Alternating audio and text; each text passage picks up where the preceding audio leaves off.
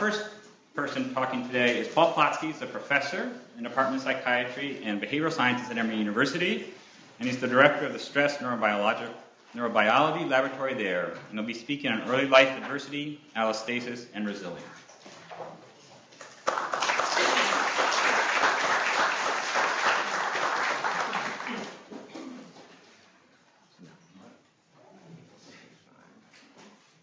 Okay, well, I'd first like to thank the organizers and Dan for inviting me, but I have to say that after I accepted the invitation, although I love the FPR and love their conferences, I began to wonder exactly what I was doing here.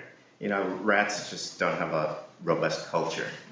So I came up with two hypotheses as to why I might be here. The first is that maybe there was a momentary lapse in judgment on the part of the organizing committee.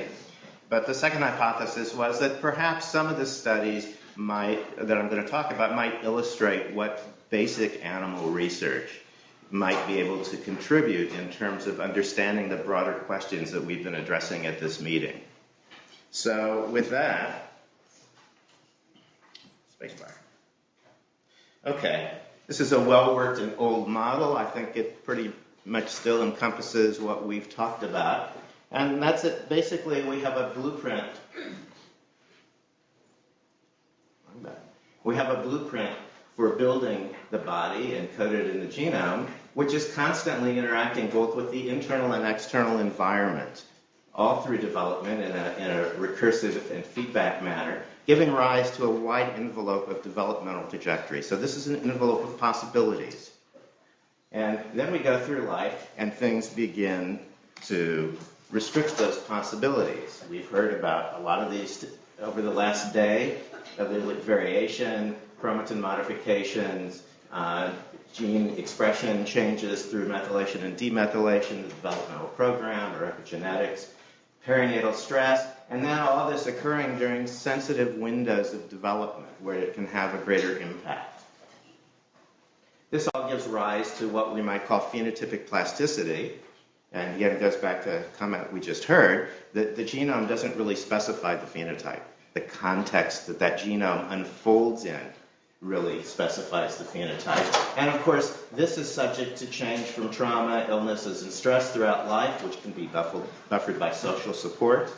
And of course, the trauma we all go through, puberty, not only which brings online steroid hormones, which are transcriptional regulators in and of themselves, but of course all the social things that are packed into going through puberty. So this gives rise then to an individual that either has vulnerability to a variety of diseases or resilience. And so the spectrum that I'm talking about are things like mood disorders, substance abuse, psychosocial dwarfism, metabolic syndrome, cardiovascular disease, immune dysfunction, and impaired cognitive functions. So how can we even begin to talk about these things in an animal model?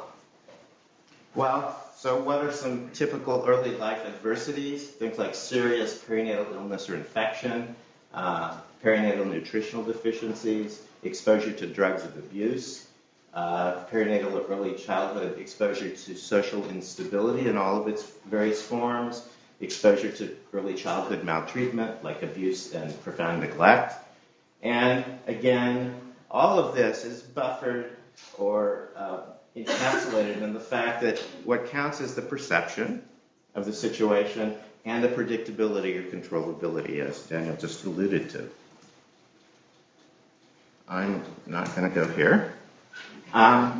So let's talk about a few words. So when I grew up in science, the word was homeostasis, maintaining a constancy. And of course that evolved because there isn't anything constant about biological systems.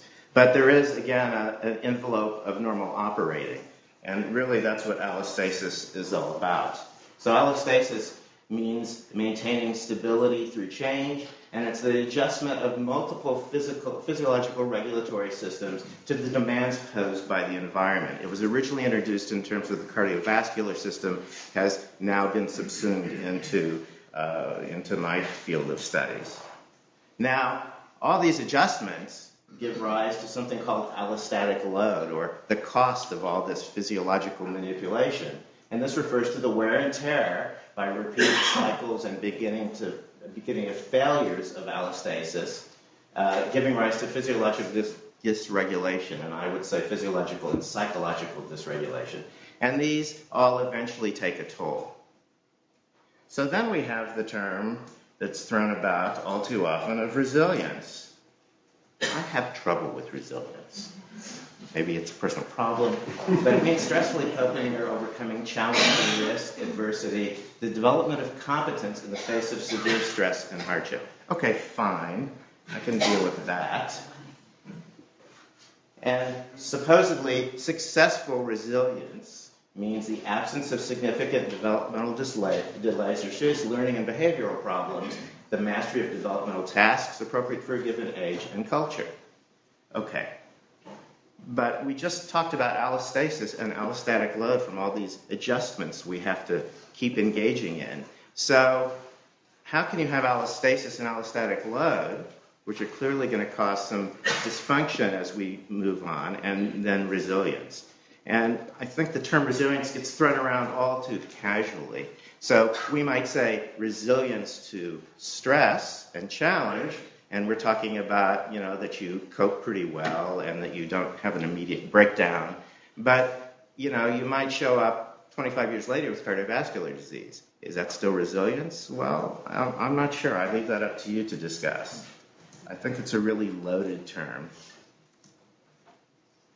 Okay, another term we've heard a lot about, biological embedding. And so this is a problem I've been grappling with for the last 25 years or so, and that's how experience gets under the skin to alter developmental and biological processes. We heard a lot about this yesterday. And I have to say, when we first started doing our animal models, the question we continually asked ourselves is, how does this little thing we do during the early neonatal period in a rat's life give rise to this very complex phenotype that's very stable, not only across the lifespan, but across generations? And we thought, well, structural change. And I do a lot of reading, and I came across this whole idea of the developmental program and epigenetics, and I started mentioning this, and people rolled their eyes, because at the beginning of this, epigenetics was the developmental program, and it didn't operate after that. But if you read the plant literature, it operates all through the life of a plant, and so eventually it became a cottage industry. So differences in experience across different social contexts lead to different biological and developmental states, which we've seen and discussed a bit. These differences are stable and long-term, and they have the capacity to influence health, well-being, learning, and behavior over the life course. So, again, this is how we encode the environment around us in our experiences. And I don't want to go into the details. You've heard some about this. But basically, the DNA is found in protein complexes called chromatin, and this has a tightly wrapped, wound structure. And so in order to get at the DNA and do anything, we have to unwind that structure so all the enzymes and machinery can get to it. That's through histone tail modifications. And then we have methylation and demethylation of promoter regions, or cytosines, along individual genes, which you heard about yesterday. And I really don't want to go into the detail of this. So the model. So this was a model developed in the 1950s and 60s by Gig Levine and a whole host of giants on whose shoulders I stand. And it's really a very simple model. But I want to start with some caveats. Rats in a laboratory are highly abnormal. Their housing conditions are extremely impoverished. There's no large social group. These are incredibly social creatures.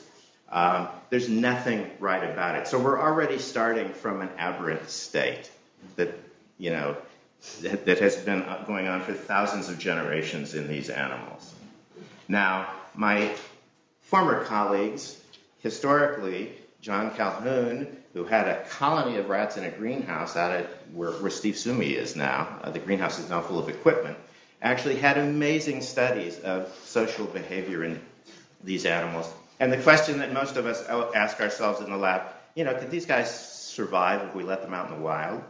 And in fact, a fellow from Oxford named Burdoy actually did release a bunch of lab rats in a farm paddock and has a great documentary video of it, and you can see most of it on YouTube if you want. I find it quite fascinating. So here's the basic model. Okay, day of birth, and day 2, the litters are sexed in terms of gender. They're standardized to 8 to 10. Long Evans rats are an outbred strain of rat. They're pigmented, and they tend to have litters of 14 to 18. During day 2 to 14, or some period overlapping that, the rats are handled through a protocol described momentarily. And I just have to say that most of that period is what in the rat is now called the stress hypo-responsive period. So it's a period where they're not very responsive to stresses. So we have 3 rearing groups: animal facility rearing, AFR, twice weekly cage changes. It's the standard routine in any vivarium. We have handling maternal separation 15, what Michael Meany has referred to as handling. The dam and the pups are separated from their home cage for a period of 15 minutes. The animals are all in an incubator so they can thermoregulate. Then they're reunited in their home cage, or a handling maternal separation for a longer period of time, typically 3 hours. That's it. At the end of that time, they grow up normally, they're weaned at a normal age, and off we go to the races. Well, the first thing that we and others notice is if you look at maternal behavior, this whole sequence of complex behavior when the dam and the pups are reunited, what you see is things like, so blue are the handled or animal facility reared animals. These are the maternally separated animals in red.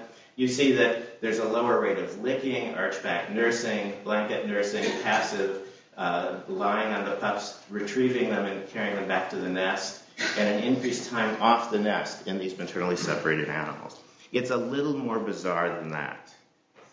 Typically, when we reunite the animals in their home cage, the mom spends the first 5 minutes running around the periphery of the cage, trampling her rats. You can hear their vocalizations.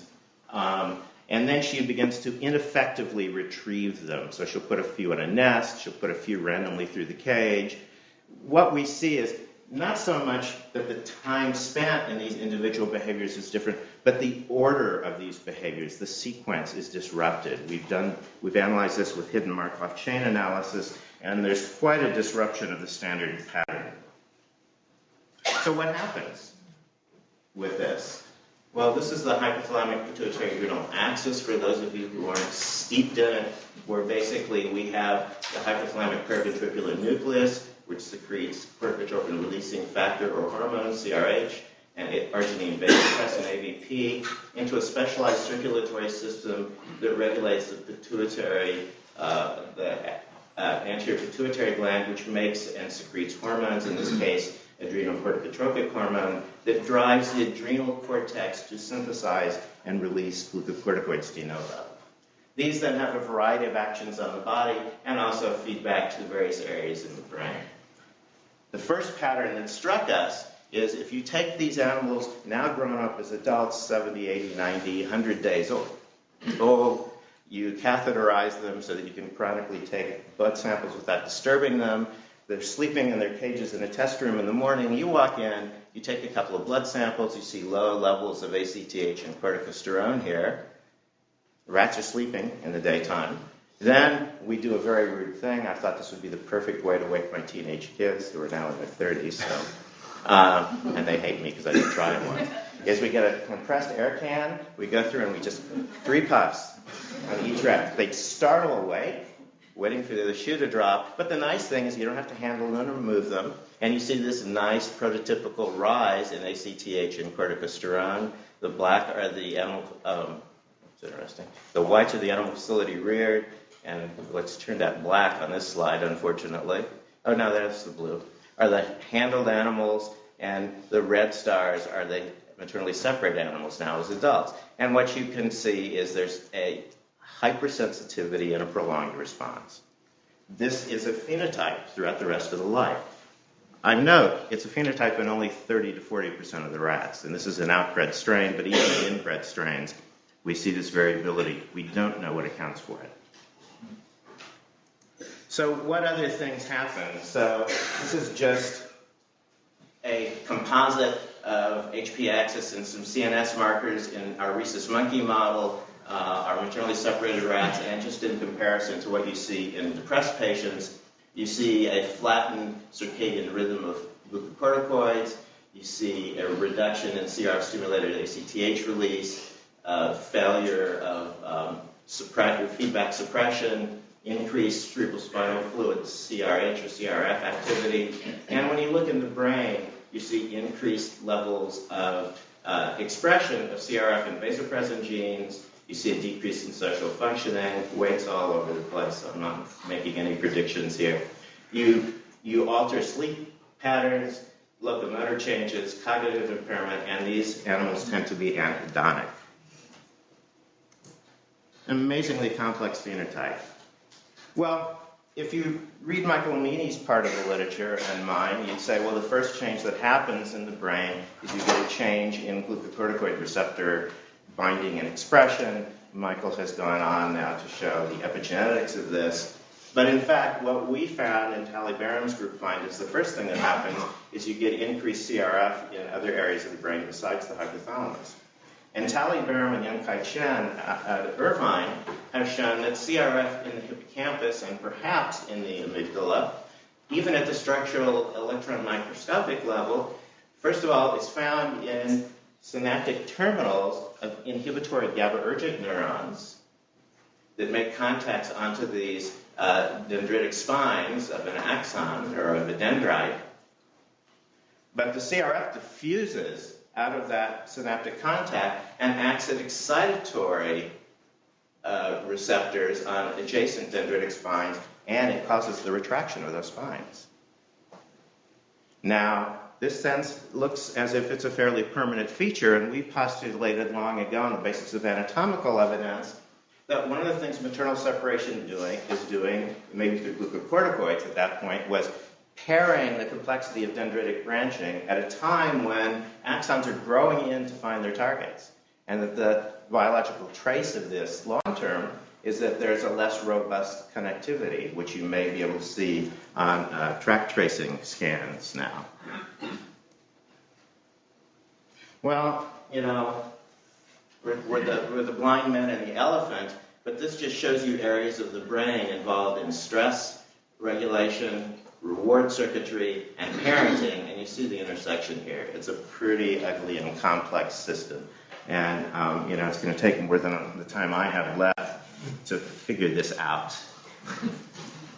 But, again, these are changes in this animal model that persist over time. Changes in the rate-limiting enzyme for catecholamine production, changes in norepinephrine secretion into terminal fields in the hippocampus, prefrontal cortex, and amygdala, changes in the autoreceptor binding and the locus coeruleus and the nucleus of the solitary tract that actually changes firing activity, spiking activity in the locus coeruleus, and burst firing, changes in receptor and transporter systems. Again, one little manipulation for, 10 days of a rat's life causes these long-term changes in brain-derived neurotropic factor, oxidative stress systems. My glasses suddenly become blurry. Dendritic atrophy and kind of programmed cell death changes. Interestingly, immune system activation, and again, the HPA axis here. And all of this gives rise, as you might expect, to changes in behavior. These animals show a general anxiety-like state. They have low approach for reward, so hypopitonia. They like drugs of abuse, and you've interrupted their sleep latency. Again, a very complex, stable phenotype. So, what do you see in humans that have been through early adverse experiences? You see early adversity causes them to be more reactive to stress, as I showed you in the rats. They have more pronounced stress, HPA axis, and sympathetic responses than those who had happy, warm, loving childhoods. They cause elevated activity that can dysregulate the immune system, and we've heard a lot about immune system changes yesterday. And they influence the degree which one actually perceives your environment. So you've now got blinders or filters on. So things that maybe aren't threatening and dangerous appear to you to be threatening and dangerous, and all of your systems then respond as if they're dangerous. So this is where perception and this recursive nature of these changes comes in. And adults who experience adverse childhoods have more frequent daily hassles on daily hassle schedules. They perceive events in ambiguous situations as stressful. Again, you can see where this is going to lead to just a positive feedback loop leading toward disease. Okay, next caveat. Going back to this weirdness. So our rats live in studio apartments, not in social groups. And we said, well, what if they had a 2-room apartment instead? They moved up. So when you reunite the dams and the pups into one of these suites, the first thing the dam does is she goes next door, investigates it, says, not bad, not dangerous maybe, moves the pups over, and that's where they live. So we said, well, she's not going to do this every day for 7 or 8 or 9 or 10 days, so we repurposed an 8-arm radial maze, so these are housing nest boxes from a center, and we did our maternal separation paradigm using this instead. So she came back every day to the center, and what did she do? Every day she went down a different arm, investigated, and moved her pups. And you know what? Her maternal behavior was fine, because she now could actively cope with the situation, which she can't do if she lives here. And those pups grew up to be perfectly normal. They showed a normal phenotype. Context, people. The ability and the perception to cope. Now, we talked about polymorphisms, and I want to talk about one, the serotonin transporter long and short polymorphism. We don't really need to pay attention to the genetics other than to know that this is in an upstream regulatory site. And if you have the short allele of this, your processing and reuptake isn't as efficient of serotonin. This is what ends the activity of serotonin once it's released. Now, the interesting thing is that only humans and rhesus monkeys and one other species that I'm aware of Old World monkeys, show this polymorphism. So if you think that this polymorphism is involved in anything that you're interested in, rodents are the wrong model. Now, how has this been approached? It's been approached, we did that. Okay, so the short allele, first of all, was presented as this vulnerability gene.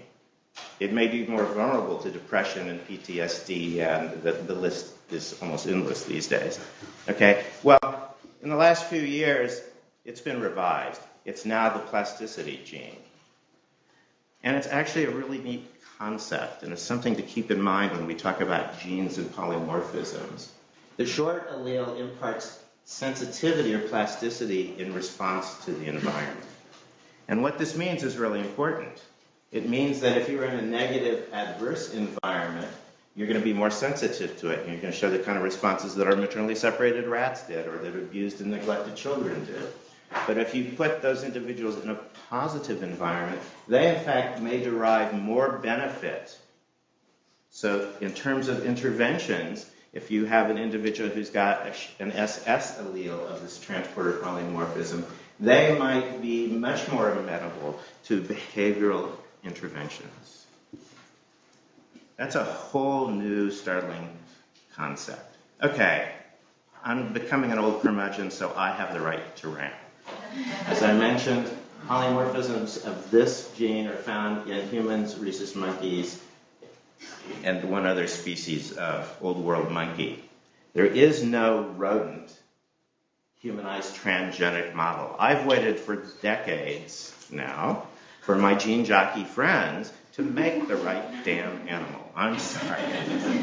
Here's what I've got. We have gotten serotonin knockouts, we've gotten heterozygotes, and we've gotten serotonin overexpression models. Great. None of these transgenics are adequate models for the actual study of what this polymorphism that we think is involved in so many different things is. Because if you don't have the polymorphism, you can't study what the impact is on other related genetic pathways. How does it affect gene expression of other pathways? You know, as I drill into my students, you can't make a single change in the brain. It's a network, and it's dynamic. If you change one thing, there's a whole cascade of associated changes. We don't know what they are, and there's no way we're ever going to find out without a real humanized transgenic animal. The other thing is if we had a real humanized transgenic that had this polymorphism, we could turn it on at different times in development and actually see what the effects are. So we could begin to look at, is it important prenatally? Is it important during what phase of brain development? And what aspects of this complex phenotype? Okay, that's my quick rant.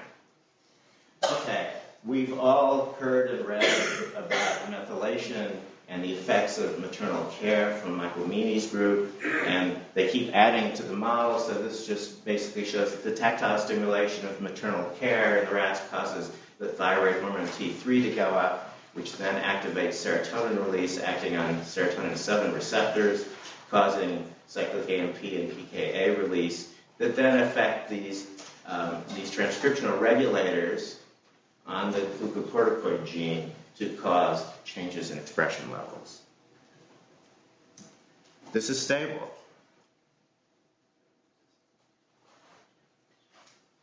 We've looked for other fish to fry, and there's a whole catalog now of genes that are changed by early experience, and I'm not going to go into them for time reasons. You haven't filled it. You filled it up. I haven't seen it. I haven't. You have. Okay. This intimidating slide is this crazy gene called neurooncogene ventral antigen 2. It's a developmentally regulated hormone. The only people that study it are developmentalists and cancer researchers. I show this because this is a pre- and postsynaptic assembly. All of these yellow and blue and orange things are messenger RNA and proteins that are regulated by NOVA. So if you want to cause global shifts in synaptic sensitivity, this is the baby to look at. And in fact, we find lots of changes in methylation and demethylation in various parts of this gene now in response to maternal separation. Okay, I'm going to save you from the rant. You'll just hear it personally. Okay, environmental effects are context dependent. Sensory, cognitive, emotional, social experiences modulate activity of neural networks and drive activity-dependent changes in molecular, synaptic, cellular, and anatomic levels. These epigenetic mechanisms provide a logical means for biological embedding for the whole process of allostasis, and that these animal models permit direct testing, which we're not going to be able to do in our humans, and to some extent, to a lesser extent, in our rhesus monkeys. And I'd like to thank you all.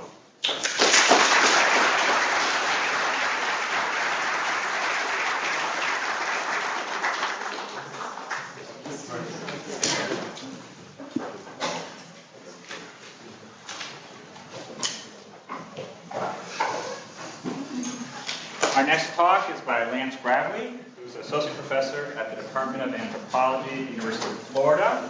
He'll be speaking on cultural meaning, social structure, and stress processing, lessons from hypertension in the African diaspora. Lance?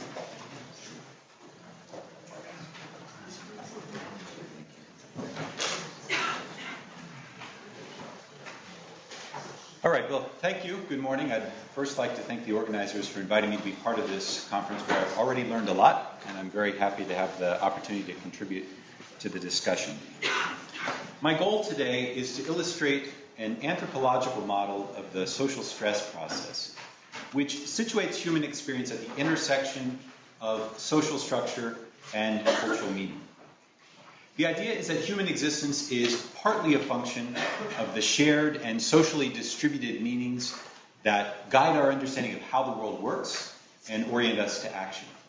But our experience is also constrained and patterned by external structures, including the distribution of valued resources or the ecology of social relationships around us. Both structure and meaning have been implicit in the talks that we heard yesterday and today. And in what I present today, I hope to provide some constructive examples of conceptual and methodological approaches for pulling them apart. I'll take up this task in the context of the relationship between race and health, which has become the focus of a vibrant interdisciplinary debate. And for good reason. In the United States and in other societies where race is salient, the burden of sickness and disease is patterned along racial lines. For example, in the United States, despite tremendous gains in life expectancy over the 20th century, the inequality in life expectancy at birth between black and white Americans persists. In fact, in 1996, the black-white gap in life expectancy at birth was the same that it had been 50 years earlier in 1946. And it's hard to overstate the magnitude of these inequalities. One group of researchers estimated that between the period of 1940 and 1999, an estimated 4.3 million African Americans died prematurely relative to their white counterparts. That works out to about 88,000 African Americans a year who die earlier than they would if black and white death rates were equal. What's more, the unequal death rates are not due to a single cause. We see them reflected in every leading cause of sickness and death, from birth weight and blood pressure to body mass, heart disease, diabetes, stroke, rest. Well, you get the idea. Just about everywhere we look, we see evidence of these embodied inequalities between racially defined groups in the United States. And for many observers, these disparities appear to legitimate the assumption that race corresponds to fundamental biological differences between types of humans. Media portrayals like this one appear to confirm what everybody knows, that race is biology, and to validate this folk belief with the authority of science. But this report also highlights the conceptual problem with the science, because the study on which it's based made genetic inferences, even in the absence of genetic data. Now, this inference is clearly unwarranted, and yet the article was featured as the editor's choice in the American Journal of Obstetrics and Gynecology, along with an independent commentary asserting that, quote, the genetic link is very strong. Here I'm reminded of Carol Worthman's comments yesterday, and of Eric Wolf, who 50 years ago wrote that the anthropologist acts upon the premise that what seems most obvious, most clear-cut, and most readily apparent in a situation may turn out to be most complicated and least evident. In a cultural context where race shapes our understanding of human difference, what seems obvious is that racial differences in a biological outcome like preterm birth would reflect intrinsic genetic differences. The apparent naturalness of this explanation then allows researchers and peer reviewers and editors and journalists to suspend the norms of science in favor of an explanation that conforms to culturally conditioned expectations. Now, the point here is not to denigrate the science, of course, but rather to remind us that critical inquiry can lead us to do better science. Let me pick up that point in the context of my work on what some have referred to as the puzzle of hypertension in African Americans. This puzzle is significant, first of all, because of its devastating impact in public health. The first piece of the puzzle is that in the United States and in other societies, populations of African descent have higher average blood pressures and higher rates of hypertension than do others in the same societies. In the United States, the National Health and Nutrition Examination Survey shows that hypertension is about 50% more common among African Americans than it is among whites, affecting about 4 of every 10 African Americans. And this inequality accounts for a devastating amount of black-white inequalities in life expectancy. In fact, excess hypertension contributes 15% of potential life years lost among African Americans. That's more than any other cause of death: diabetes, stroke, cancer, homicide, you name it. Another reason that this puzzle is significant is because much of the research in this area operates from the assumption that race reflects fundamental biological differences between different types of humans. One way of gauging this is to take a look at the titles of papers in the biomedical literature, beginning with this one from 1981 from Lende, which asked, is blood pressure different in black people? Or a 1996 paper that asked, is the pathogenesis of hypertension different in black patients? Or my favorite, this 2000 paper by Brewster and colleagues, which suggests that the only open question is which genetic factor is responsible for excess hypertension in the African diaspora, not whether it is primarily a genetic factor that explains this pattern. Now, debate about the genetic and environmental influences on hypertension among African Americans converges on the relationship between skin color and blood pressure. In populations of African ancestry in the Americas, darker-skinned individuals have higher blood pressures on average than do their lighter-skinned counterparts. And this finding has been documented in the US, Brazil, Bolivia, Cuba, Puerto Rico, and Egypt. Some studies show that after controlling for standard risk factors like diet or obesity or social class, that association between skin color and blood pressure goes away. But other studies show that even after controlling for these standard risk factors, there remains some persistent residual association between skin color and blood pressure. So two broad hypotheses have been posed to explain the relationship between skin color and blood pressure.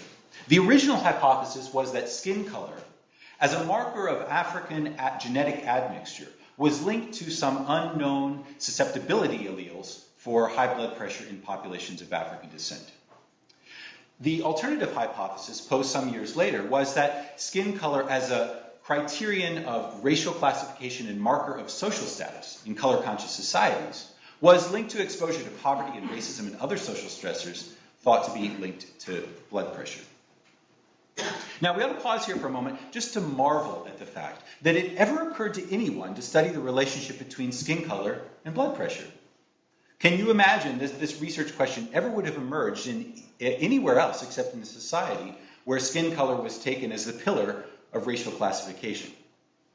Now, we can set that aside for the moment and take note of the fact that although these two hypotheses are both talking about skin color, they actually are referring to different variables.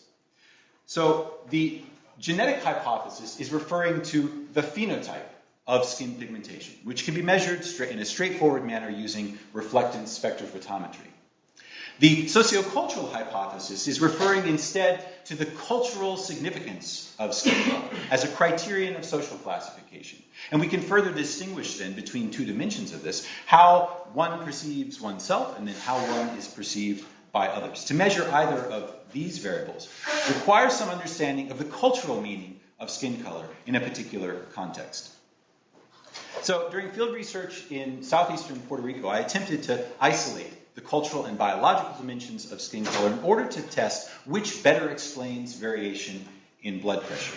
And the takeaway message from this work is that the cultural ascription of color, or color, not skin pigmentation, is associated with blood pressure. That is, how people perceive themselves and how they are defined by others in culturally meaningful terms, predicts blood pressure variation, but there is no association between dark skin pigmentation and high blood pressure.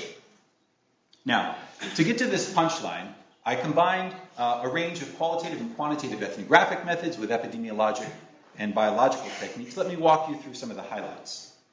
So my first lesson concerned how to frame the problem. I arrived in Puerto Rico naively prepared to study so-called race relations, as generations of social scientists before me had done.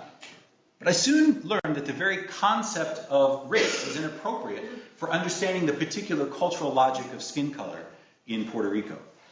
This became clear to me in an interview with a woman that I'll call Maria. As I explained my interest in race, she interrupted me to say, "Here there are no races, but there are divisions of color." She went on to equate the literal translation for race, raza, with a sense of national identity, as in la raza puertorriqueña, the singular combination of European, Taino, and African roots, usually in that order. In this sense, she said, Puerto Ricans are a single raza, but within that raza there are divisions of color. And as if to emphasize that point, this man who was sitting in the store at that time rolled up his pant leg and said, "No soy negro, I'm not black." He went on to explain that the dark complexion of his arms and his face were simply a consequence of working outside for most of his life. Maria said, "Viste, you see?" She interpreted his flight from blackness as confirmation of her point. So this sent me then on a quest to understand how Puerto Ricans identify themselves and others in terms of this cultural model of color. One way that I approached this was to replicate the classic work by an anthropologist, Marvin Harris, that he had done in the 1960s in Brazil, using a set of standardized facial portraits that reflect various combinations of skin tone, hair texture, and facial features. Among other things, I handed these cards to a group of participants and asked them simply to group them into whatever piles they thought went together. And what you see here is an aggregate representation from across those informants. This is produced by multidimensional scaling. Now, we can read this plot basically like you would a map. The closer any two faces appear together, the more often they were placed in the same pile by my participants. What you see here first is that there are 5 major categories of color: trigueño, indio, negro, ioral, and blanco, which correspond to the way that Puerto Ricans talk about color in everyday life. Although the vocabulary is actually much more elaborate, these are the 5 major categories that organize people's everyday talk. Second, you can see that there are 2 major dimensions that organize the meaning of color in Puerto Rico. It's not just skin color, depicted by the regression-based line you see running from top to bottom, dark skin to light skin, but also by hair form, which moves here from left to right, from straight and wavy to tightly curled hair on the right. Now, it would be fair at this point to ask what any of this has to do with blood pressure. The important point is that these data show that in Puerto Rico, color is not just about color. For any given level of skin pigmentation, people might be placed into different social categories. At certain levels, people with dark skin might be trigueño, indio, or negro. This makes it possible, then, for us to test whether it is the ascription to culturally meaningful categories of color, or if it's skin pigmentation that better explains variation in blood pressure. Now, before I move on to the blood pressure piece, I should say one other thing about the ethnographic phase, which is a further test used the cultural consensus model, which Carol Worthman referred to briefly in her comments yesterday, to test the assumption that there is a single coherent cultural model that shapes people's understanding of color in this community. What you see here are selected results from this model, and for those of you who aren't familiar with it, you can think of it basically as a factor analysis of people rather than variables. So the circles that you see on the plot represent the individuals who responded to the study. And the question here is there enough agreement among them that we are justified in speaking about there as being a cultural model, where we take culture to be the shared and yet distributed understanding of how this domain is perceived. The tight clustering of points on the right suggests that there's a very high level of agreement. It's not a uniform level of agreement. There's also evidence of intercultural variation, which you see in the spread along the vertical axis. And yet the fact that a single factor explains 72% of the variation in agreement among people is consistent with the idea that there is some shared understanding of color that people draw on in perceiving color. So, what are the consequences then for blood pressure? This graph summarizes the results. And what it shows is the interaction between class and color in relation to blood pressure. For Puerto Ricans who are defined by others as blanco or trigueño, trigueño is an intermediate category that literally means wheat-colored.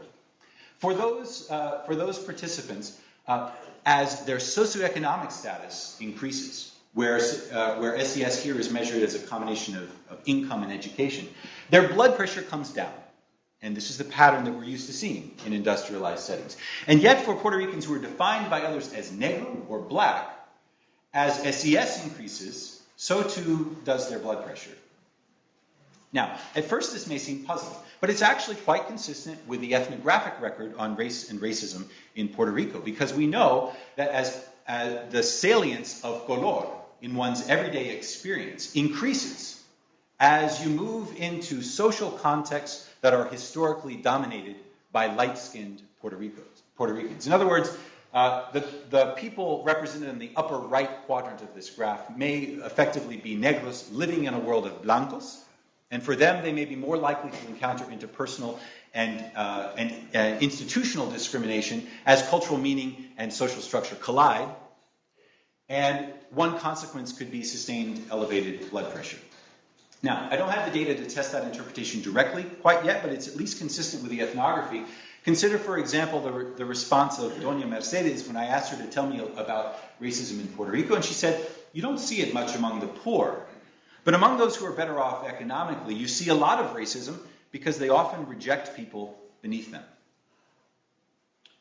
Now, this result helps to clarify the conceptual and operational distinction between cultural and biological dimensions of skin color, and it is most consistent with the hypothesis that the relationship between skin color and blood pressure is mediated by differential exposure to social stressors linked to the cultural meaning of color. But if you think back, the original hypothesis was actually using skin color as a proxy for genetic admixture, and so we haven't actually tested that hypothesis quite directly yet. To frame this, consider the first paper that was published in this area in JAMA back in 1970. And Dr. Boyle explained that in an attempt at greater precision in the genetic identification of Charleston Negroes, a photoelectric reflectance colorimeter was used to measure skin color. Now, the technology has progressed rapidly, and now geneticists are able to measure more directly what Dr. Boyle was attempting to approximate through skin pigmentation.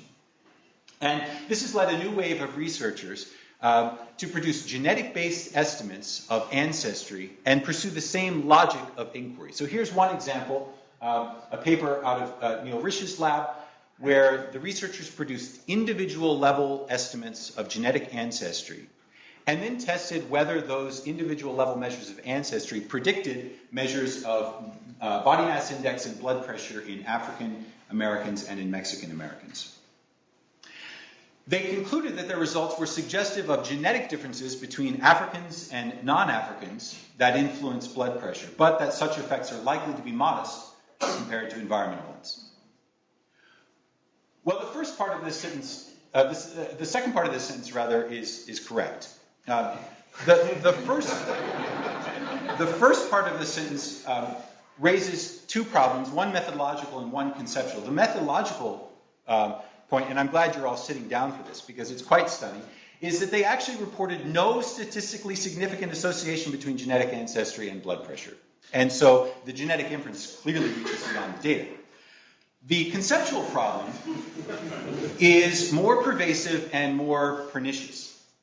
The interpretation here is that there's an association between genetic ancestry and blood pressure, and these researchers assume but do not actually measure presumed susceptibility alleles that link genetic ancestry with blood pressure. But there's an obvious alternative hypothesis, which is that because of the socio-cultural implications of genetic ancestry, that is the meaning of African ancestry in a color-conscious society, people with higher levels of genetic ancestry may also have radically different experiences and exposures that relate to blood pressure.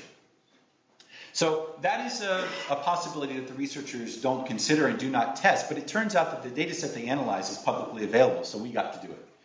Now, the data set doesn't include robust measures of environment and experience and social exposures, but there is a crude but important measure of socioeconomic status, education.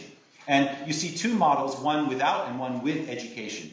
The model on the left replicates the analysis by Tang et al., where it includes age, sex, body mass index, and African ancestry and omits anything else. And in that model, there appears to be strong evidence for an association between African ancestry and blood pressure. But that association holds only if we ignore education. If we add education to the model, the evidence for African ancestry goes away, and every additional year of education is associated with a 0.51 millimeter of mercury decrease in blood pressure, suggesting that that's a better explanation for what's going on.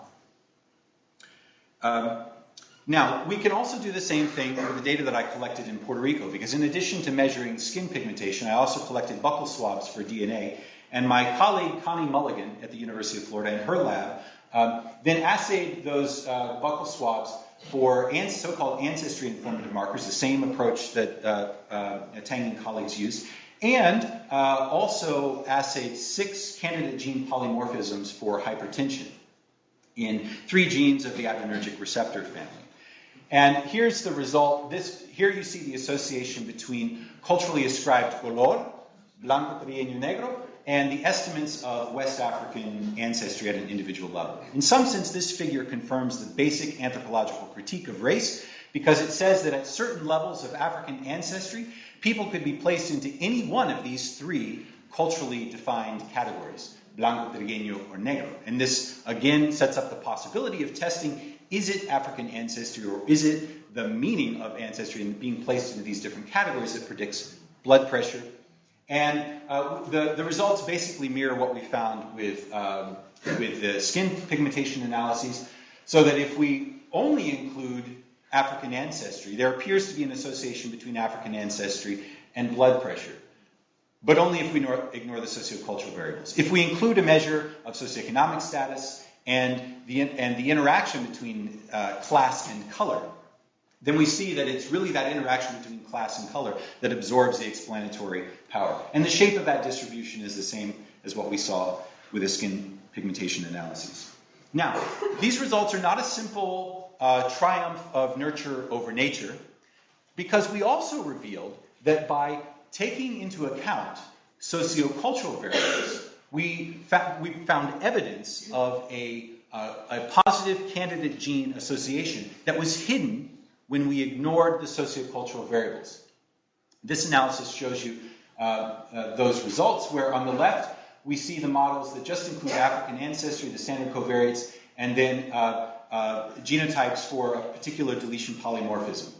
And in the analyses that only control for population stratification using ancestry, we see no evidence of the candidate gene association. But once we also partition the environmental variation that is captured by class and color, then we find evidence for a substantial effect between this candidate gene polymorphism and blood pressure. So what this suggests is that taking culture seriously, taking social context seriously, may actually empower genetic association studies.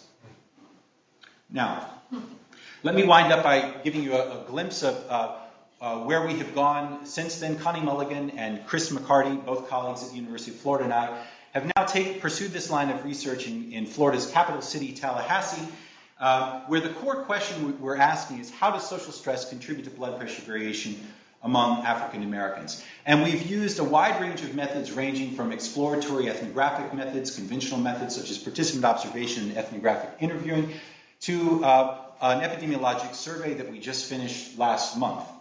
Now, because we just finished it last month, there's not too much that I can say about it. Let me just skip ahead to what I would say are some of the important things to come. So we're calling this project Heat, Heart, Health. It's done with a community academic partnership we call the Health Equity Alliance of Tallahassee, or HEAT. And one of the key contributions is that we are extending this focus on the meaning of color to the meaning of experiences of racism. And so we have developed ethnographically grounded survey measures of racism and other social stressors that are based on people's stories of how they experience race and racism. This is in contrast to the overwhelming bulk of available measures of discrimination which were largely developed in university offices. In addition, we're introducing large samples of personal social networks as a way of trying to capture the immediate social environment that surrounds people, as a way of trying to understand the kinds of exposures and supports that they have access to. And we're also integrating stress biomarkers and genetic analyses to replicate and expand some of the work that we've done before. I want to conclude with just a brief note about the value of network thinking and methods to enhance the social stress process. This is how we're trying to get at this idea of the negros living in a world of blancos, by actually measuring the web of social relations in which people are embedded. And there's a lot of support in the literature for this approach, although it's not taken very often. Consider that most models of the stress process emphasize the structural context of people's lives, but that's normally measured by individual social status variables like education or income, not the actual structural context. Also, research on discrimination points to mundane social interaction, the kinds of stresses that people have in their day-to-day lives, and yet we seldom have measures of with whom people are interacting. And third, it may also be the neighborhood effects literature also suggests that there may be some social network component. Consider, for example, research that shows that the ethnic density, that is the composition of co-ethnics in your neighborhood, appears to be a buffer in some cases against discrimination. Here you see in the UK that Caribbean and Indian migrants report lower levels of psychological symptomatology if they have higher levels of ethnic density in their neighborhoods. So the presence of co-ethnics may be a buffer against stressors. And this comes out of our ethnography in Tallahassee. Consider one woman who said, the majority of the time, I would be the only black person in the building. And I used to work in like 32-story business buildings or whatever. And like I wouldn't see a black person until I went back to my neighborhood. And I used to ask my grandma, like, this is ridiculous. I only saw a black maintenance man or something like that.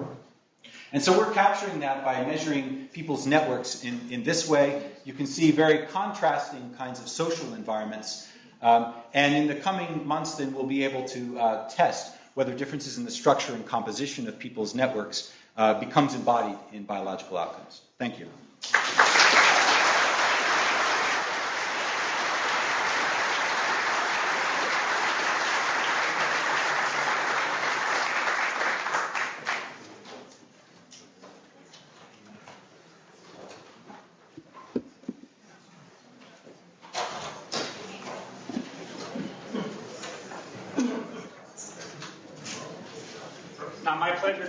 Bran, who's an MD and PhD, and is presently a resident in the Department of Psychiatry and Behavioral Sciences at the George Washington University Medical Center. And his talk will be on from ethnography to epigenetics, mixed methods mental health research in Nepal.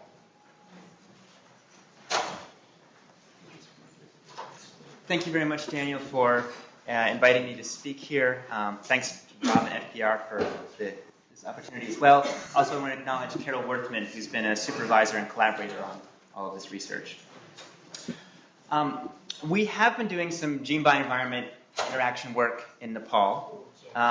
It's kind of intimidating to show that here, though, and I thought we'd focus more on what leads up to some of those questions, actually talking about the ethnographic work to decide what's going to be an important issue to then address questions of social neuroscience, social genomics.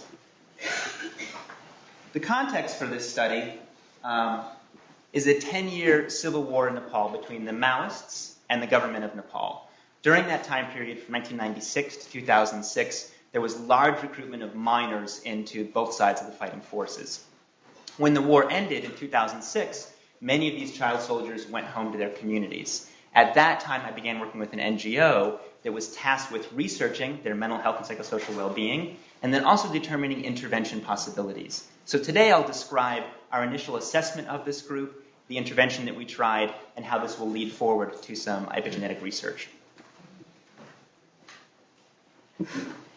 In the process, I want to highlight the cultural context piece. I feel very well set up by Lance's work talking about different communities and how race matters within the context of the community. And I surprisingly feel well set up by Paul talking about what type of home a rat returns to, whether it's got multiple arms of the maze or just a little tiny one.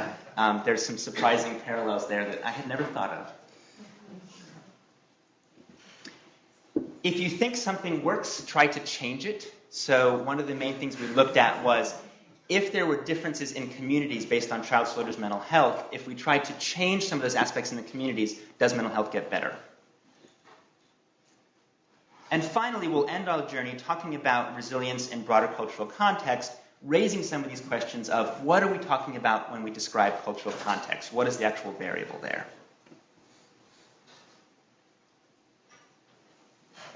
There were three initial phases to the study. The first phase was qualitative and ethnographic, the focus here being about the personal experience, spending time in these communities, talking to the child soldiers, talking to their parents, talking to teachers, finding out what their lived life was like, and then also developing measures that are really in tune with the children's way of describing their experience, both in terms of local measures for stressors and local measures for mental health outcomes. Then we did a matched cohort study.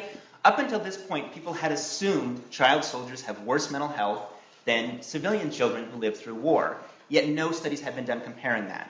And one may suspect that actually being a child soldier in some context is protective because you're with a group, you have support, you have backup, as opposed to living as an individual isolated in the community.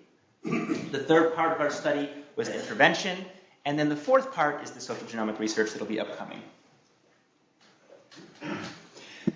Three key pieces in talking about cross-cultural research and building on Steve Hines' presentation yesterday. First, construct validity and equivalence. Is the measure actually getting at the construct in said culture? And then secondly, if you're comparing cultures, is there actual equivalence there? And Hee-Jung Kim's discussion yesterday is a great example of this, that the measures for support seeking seem to be consistent in both places, and that the construct in terms of the behavior she was getting at was the same thing, but the meaning was very different. The cultural context of seeking support in the Korean setting versus the American setting was very different. The second is ecological validity and equivalence in cross-cultural studies. In Nepal, we have to deal with a huge burden of infectious disease. So any studies that are going to look at immune markers, association between immune functioning and mental health, are going to need to take into account that local biology issue. And thirdly is the piece of beneficiary validity and equivalence. I think this is crucially important, especially for the work I do, which involves high levels of intervention. What do these differences, what do these concepts being studied actually mean to the people involved? I can study PTSD, actually it's more often borderline personality disorder, among young girls in Washington, D.C. that come into our clinic, or I can see PTSD among a child soldier in Nepal. Do those mental health issues have similarity or very different meanings in those groups? A starting point here is ethnopsychology. How do people experience, describe, and understand suffering? Steve Wine referred to it yesterday as the folk biology issue. If one thinks that suffering comes from the stomach, from the heart, from spirits, the response to that suffering is going to be much different, and the preventive behavior is going to be much different, and the sociocultural response of the broader community may vary as well. In Nepal, we spent time developing this prior to the study, and came to the realization that the assumption of, in non-Western cultures, in Asian cultures, there's more holism about the self, does not hold up in any way in Nepal. There's multiple and very important distinctions in terms of how one understands suffering experience. The man, or the heart mind, is where one has memories, one has emotions, one has desires. This is what makes us unique and individual. The dimag, or the brain mind, is that part of us that is social. It tells us what to do in certain situations, what behavior is appropriate, what I should do if Dan starts dancing in the middle of my presentation. Alcohol intoxication is probably the best exemplar of a dysfunctioning brain mind. Someone who's intoxicated, is aggressive, they're not responding to social norms, they're impulsive, you can't predict what they're going to do. Psychosis also is the hallmark of a brain mind dysfunction. This is interesting from a cultural neuroscience standpoint, is do these things map onto different limbic versus, say, dorsolateral prefrontal functioning? Our initiative to do this, though, was to find ways to talk about these things in a way that's going to get the most accurate representation of what people are experiencing. If we focus on brain-mind issues, we have to deal with stigma in any questioning. People are going to be less likely to respond to our questions, less likely to participate in the studies. So we focus on heart-mind first in our inquiries about experience, and then, as you build therapeutic rapport, drift more into discussions of brain-mind. But we don't start at that point. And we've studied PTSD intervention programs that get more at brain-mind, and nobody shows up for those treatments.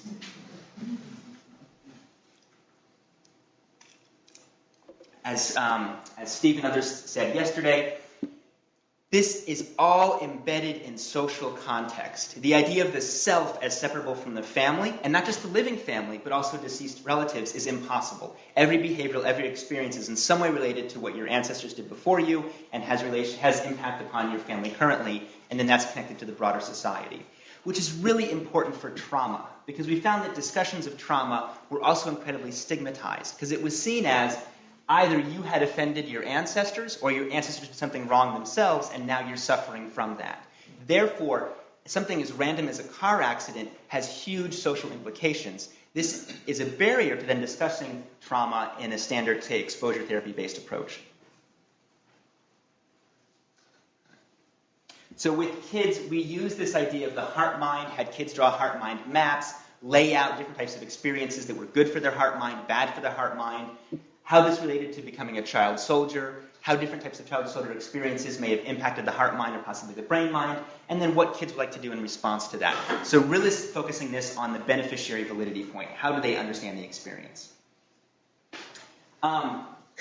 This is a poster of supposedly a former boy soldier, former girl soldier, laying down their gun and walking home. You can see mom and dad, even grandpa, running out with open arms. A teacher here waiting for them to come back to school. It's a nice poster. It's not very accurate of representation of reality. In fact, it's very concerning because it represents a model of the trauma is isolated to the war itself. And when we did this ethnographic research, we found that kids told us the worst part about being a child soldier was when I came back home. That they talked about the hardship, but it was always in the context of I was with other soldiers, with other kids, we were doing this together, we were fighting for something. It's when I came back home and did not encounter mom and dad running out of the house, but actually locking the door and not letting me in. The teacher forcing me to sit on the floor in the classroom because I was a former soldier, not letting me participate like other students. It was actually coming home, what happened afterwards, that was the most important, which, again, back to Paul's work, what does the mother do after a stressed, pup returns back to the nest? So better than me telling you a story, I'm going to show a short clip from a documentary we made of one of the girls' experiences after she came home.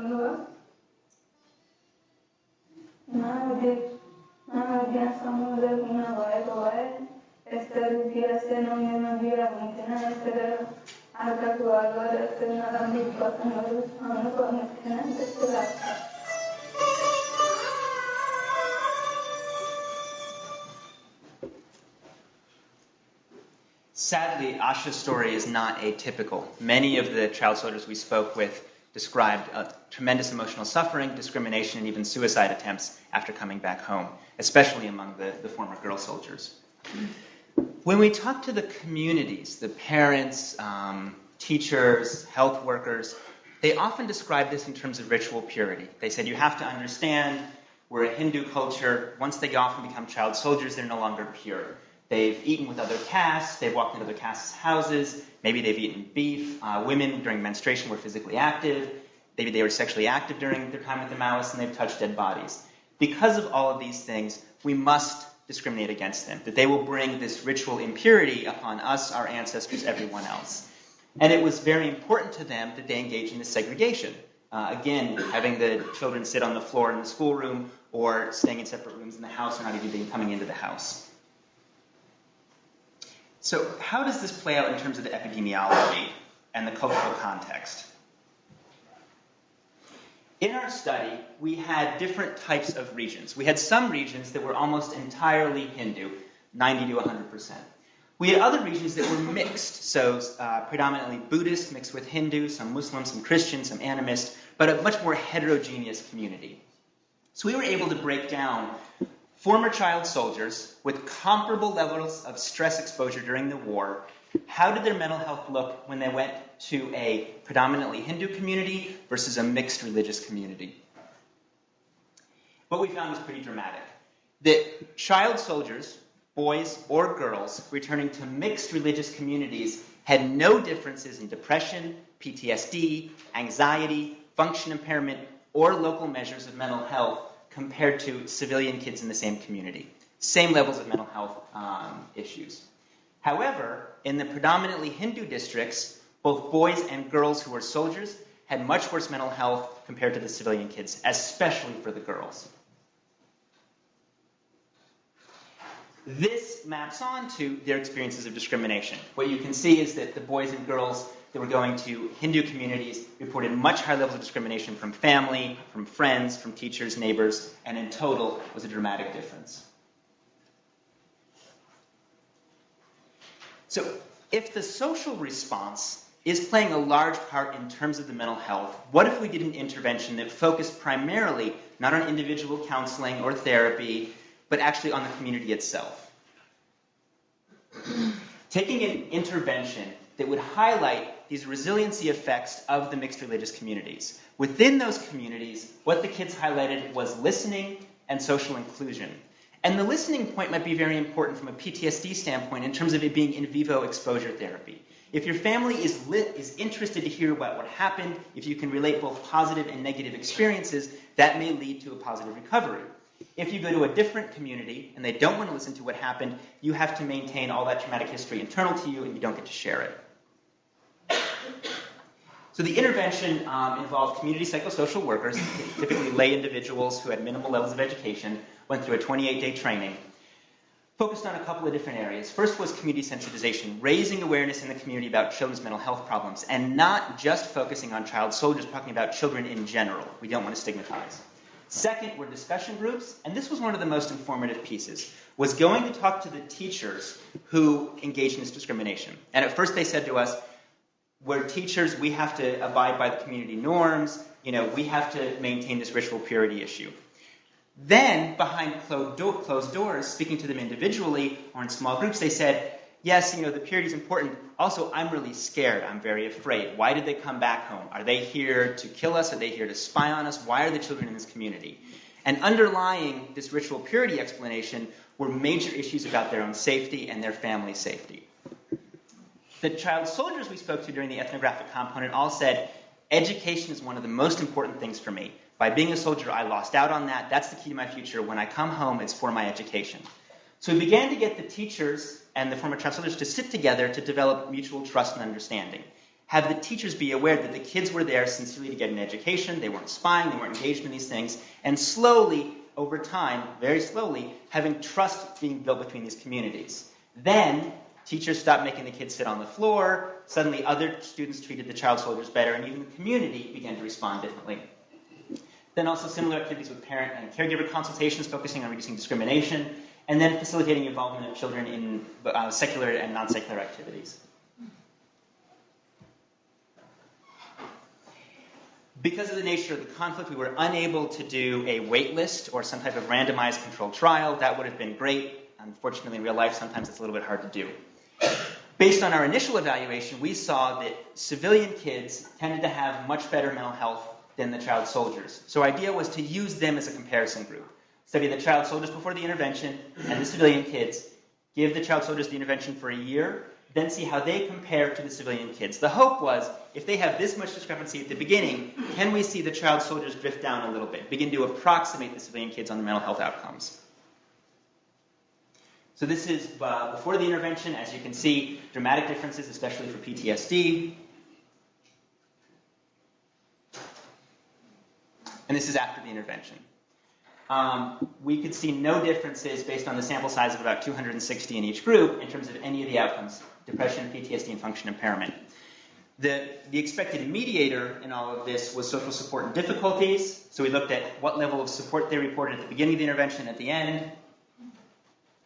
And what we see is that child soldiers approximate other kids in the community in terms of the level of support and difficulties and hope after the 1 year of intervention.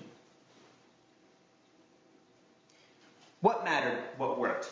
This design has many limitations in what we can extrapolate from it. There could have been many different factors operating. Ideally, our expectation was that community-level change, actually changing the social environment to which children return after traumatic events, is going to help them recover. It's going to facilitate resilience. However, the world keeps moving forward, and there was a major change in the political climate between the T1 and T2. There was the first election of the post-war Nepal, and the Maoists came into power, which could have legitimated these children's role in the community. That's a huge issue to address. And then also, in low and middle-income countries, the issue of post-conflict emergency setting NGO activities. Nobody wants to say that they didn't work because they want the money to keep coming in. Those are major factors to keep in mind. So at the end of our journey, what can this tell us about resilience and also more about using culture in terms of studies with cultural neuroscience or social genomics? Culture can mean many different things, as we've heard discussed this morning and yesterday. In the context of our study, was cultural context causal? Was it that there were these Hindu beliefs, and those Hindu beliefs led to behaviors, discriminatory behaviors, and the consequence of those behaviors was poor mental health outcomes for the children? That according to Hindu doctrine, they must abide by the caste system about gender discrimination, and culture is the cause in that case. Or is culture a proxy? In the predominantly Hindu communities, there were also higher level of exposure to political violence, lower female literacy, higher poverty, and poorer human development index overall. These have been the predictive factors. It just so happened that it was also where it was predominantly Hindu. And thirdly, is context as framing. And this really comes out of the teacher example specifically. Is it simply that there's an underlying psychological process, fear and insecurity, and we use culture as a label, as a dressing, to put on top of this, to justify some underlying basic psychological process?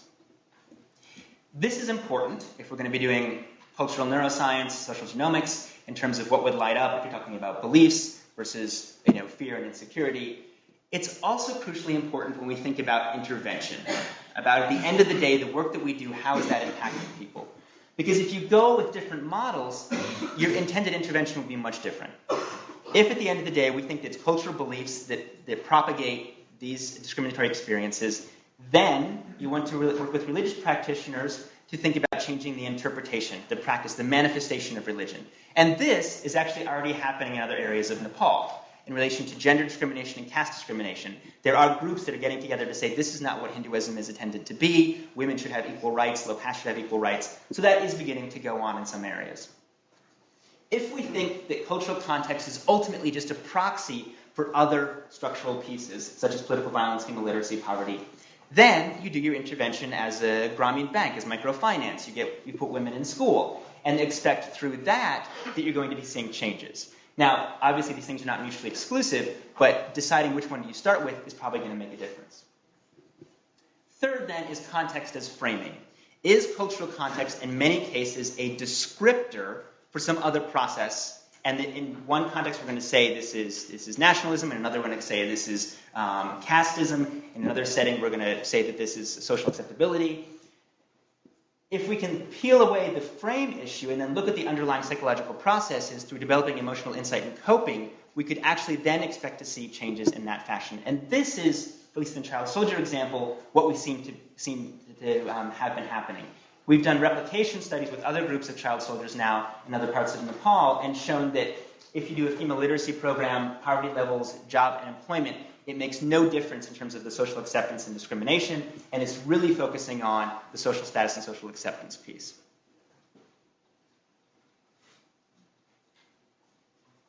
So what next? Based on Dr. Cassiopo's discussion yesterday on loneliness and stuff Steve Cole was talking about, we want to see how these issues about social acceptability in different cultural contexts actually play out then in terms of the activity of the stress response, looking at the genome, what's active and what's underactive between these groups. So this summer, we did a 5-year follow-up of the children that we studied before and after the intervention, as well as a follow-up of the civilian kids, and are now going to be comparing soldiers versus non-soldiers, those that went to certain communities versus other communities, and then also comparing against other traumas. What about the trauma of discrimination versus acute traumatic experiences? And hopefully begin to see some type of outcome that will help inform future interventions in this area, but also understanding in the bigger picture what major traumatic events mean in the context of different social experiences. Thank you very much.